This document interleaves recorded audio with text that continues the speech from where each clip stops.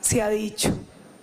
La primera, los procesos de ascenso de las fuerzas militares y de policía corresponden a unos artículos de la Constitución y a una resolución interna, a los artículos 173, 217 y 218, que establecen que esta es una competencia del Senado y que es un tema legal.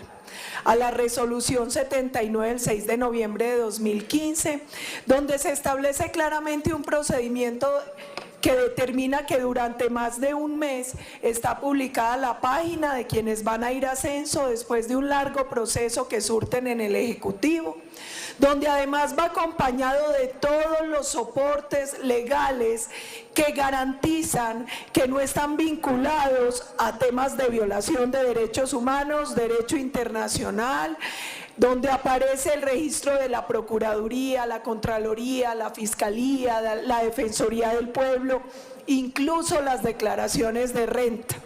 Y en el caso de mi general Nicasio Martínez, además se pidió una certificación de la JEP.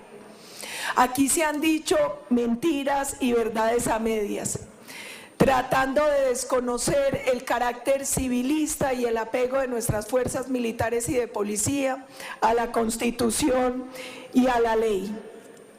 Quiero determinar varias cosas en el caso puntual de mi general Nicasio Martínez. La primera, ahora se afirmó algo sobre el pago de unos supuestos falsos positivos, cuando él era jefe de Estado Mayor y cuando estaba de segundo comandante en la Brigada 10ª Blindada. Ahí es importante dejar claro que el pago de recompensas o de información corresponde a un proceso interno que reglamentariamente le corresponde a los oficiales de inteligencia de la unidad. Los jefes de Estado Mayor no tienen funciones operacionales, solo tienen funciones administrativas y logísticas. Y por lo tanto, mi general Nicasio Martínez no ha sido vinculado a ninguna investigación por resultados operacionales en ese momento. Otra cosa importante, como lo expresó el senador Durán, nosotros recibimos unos certificados iniciales de mi general, pero a raíz de todo el escándalo y la guerra mediática se pidieron nuevamente los certificados. Aparece entonces el certificado con fecha del 4 de junio de la Defensoría del Pueblo, donde claramente se establece que no aparece ningún registro relacionado con incidentes o con presuntos responsables de infracciones al derecho internacional o conductas violatorias a los derechos humanos que vinculen a mi general Nicasio Martínez. Hay un certificado de la Fiscalía del que se habla ahora del supuesto peculado por apropiación, donde ni siquiera se ha llamado formalmente a investigación a mi general Nicasio Martínez. Aparece también el certificado de la Procuraduría y habló ahora una senadora de una indagación preliminar, ni siquiera es una investigación donde él formalmente tenga que comparecer y que se abre por informes periodísticos. Hay también los certificados del Ministerio de Defensa, los certificados de la policía, el certificado con fecha del 31 de mayo de la Contraloría, y el certificado de la JEP.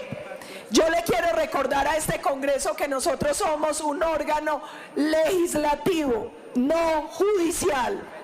Le quiero recordar también a este Congreso que el derecho al buen nombre, al debido proceso, a la presunción de inocencia es un derecho humano de todos, no solo de algunos, y lo es también de nuestras fuerzas militares y de policía. Uno entiende a veces la rabia de ciertos sectores con mi general Nicasio. Claro, ¿cómo no tener rabia cuando él direccionó la captura de uno de los cerebros del atentado del Nogal, que fue condenado a 40 años de cárcel? Cuando él de manera directa fue el responsable de la operación Odiseo, adelantada en noviembre de 2011, que permitió dar con Alfonso Cano, máximo cabecilla de la FARC. ¿Cómo no van a tener rabia si logró la desmovilización de alias Andrea o La Mona? Si en la operación de 2012 dejó como resultado que alias Santiago... Termine, senadora. Alias Santiago, cabecilla de la estructura ilegal del Frente 9 de la FARC, fuera dado de baja después de llevar más de 25 años en la organización. Y así hay una lista donde está alias Darío Remache, donde están todas las operaciones contra el Frente 21, el Frente 51, 53, las operaciones contra el Flaco Duván y contra distintas GAOs que dan cuenta de los magníficos resultados operativos de mi general Nicasio.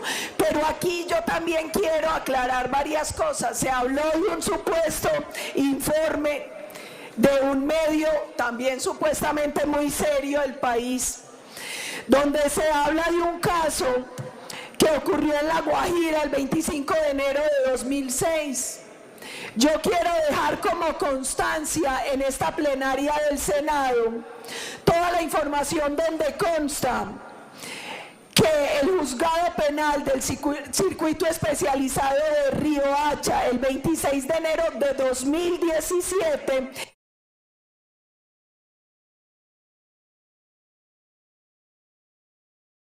Termine, senadora. sentencia absolutoria a favor de quienes estaban implicados. Se declaró desierto el recurso de apelación. Y hay una cosa muy importante, incluso por una tutela se habla de la obligación de los medios de rectificar, de aclarar la información sobre este hecho por el cual de manera inocente tuvieron que pagar 8 años, 10 meses y 3 días de cárcel el teniente Juan Carlos Galvis y 2 soldados de nuestro glorioso ejército. Se ha hablado aquí también mucho del tema de falsos positivos. Y ahí yo también quiero hacer una aclaración cuando hablan de la circular. Todas las circulares, las directivas, las directrices y los lineamientos de nuestro ejército están basados en el respeto a la Constitución, a la ley, a los derechos humanos y al derecho internacional. Y yo también les pediría, miren, aquí hay gente que se la da de experto en derecho y en temas operacionales. Y ni siquiera conocen lo que significa el término militar bajas. Es que dentro del ejército y de los ejércitos del mundo existen unos protocolos y unos lenguajes que se homologan para facilitar las órdenes. Y cuando uno habla, por ejemplo, del término bajas quiere decir muchas cosas. Baja en combate, cuando un individuo de manera permanente o temporal no puede continuar a servicios de su unidad. Una baja en combate puede ser un muerto en acción, un desaparecido. Termine, senadora. Puede ser un capturado, un herido, un secuestrado, un prisionero de guerra. Bajas fuera de combate pueden ser muertos o desaparecidos. Bajas administrativas son los traslados, las deserciones, las ausencias. Entonces, ojo, que aquí para deslegitimar unas fuerzas que han cumplido su misión constitucional y legal, se las han venido a dar de intérpretes de las instrucciones de nuestras fuerzas militares y de policía. Yo lo digo y lo repito, quienes hemos tenido el privilegio de trabajar con las fuerzas militares y de policía en Colombia, sabemos que aquí siempre se prefiere el desmovilizado que el capturado, y el capturado que el abatido. Y así lo demuestran las cifras de desmovilizaciones, capturas y bajas en nuestras fuerzas. Señor presidente, el favor que yo le pediría a los congresistas es que respetemos el honor de unas fuerzas bicentenarias, que lo único que han hecho es cumplirle a Colombia, que lo único que han hecho es cumplir el mandato constitucional y legal, y las pocas veces que algunos se han apartado de esa instrucción, les cae todo el peso de la ley. Y también tenemos que ser claros.